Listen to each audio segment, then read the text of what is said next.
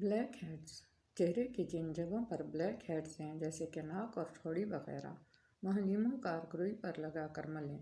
रात भर लगा रहने दें। सुबह ठंडे पानी से धो लें। जूस की मिकदार लें और सिर्फ उन्हीं जगहों पर लगा कर निचोड़ें जहाँ ब्लैक हेड्स हैं।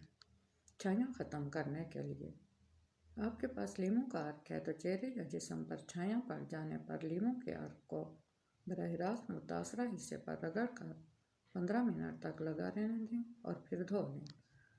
मस्सों से निजात अगर आपने मस्सों से निजात के लिए मुतअद्दिद नुस्खे आजमाए हैं और कोई काम नहीं आया तो अगली बार रुई के ज़रिए लीमू के रस को बराह रास्त उस जगह पर लगाएं।